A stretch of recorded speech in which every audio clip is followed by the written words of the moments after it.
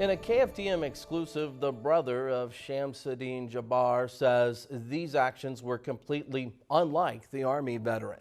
KFDM Sydney Ferguson is in studio now after speaking with his family earlier. In Sydney, how did they find out?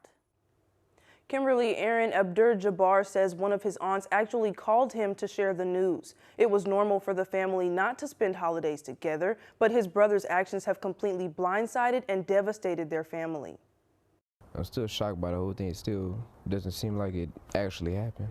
14 people dead and dozens of others injured after a truck plows through New Year's Eve celebrations on New Orleans' Bourbon and Canal streets. 24-year-old Abdur-Jabbar assumed someone was having mental health issues or was angry. He didn't think the driver would be his own brother. I just dropped my phone and crawled into a corner somewhere and started crying. With an 18-year age gap, Jabbar says he and his brother, 42-year-old Shamsuddin Jabbar, weren't always close, but had grown closer since their father suffered a stroke in 2023. He was coming around a little more often to check on him and if there's anything he needed. Jabbar says his brother was kind, caring, and compassionate, a description completely opposite to how the world has come to know him. Since the deadly attack, the FBI has found evidence Shamsuddin talked about killing his family as well. That's unbelievable, honestly. I can't imagine him doing anything like that. Jabbar says his brother only returned home to Beaumont 2 or 3 times a year. The last time the siblings saw one another was 6 months ago.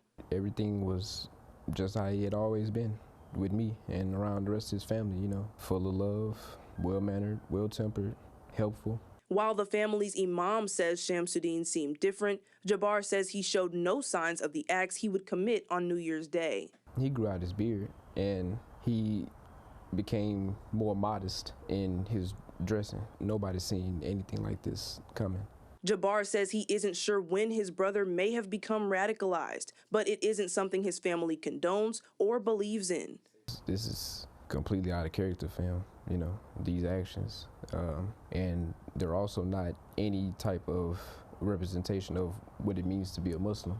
Jabbar says his brother's actions aren't the essence of who he was, but it is a legacy he leaves behind. The brother calls what happened a tragedy, and he says his family's prayers go out to those affected. Aaron, Kimberly, back to you.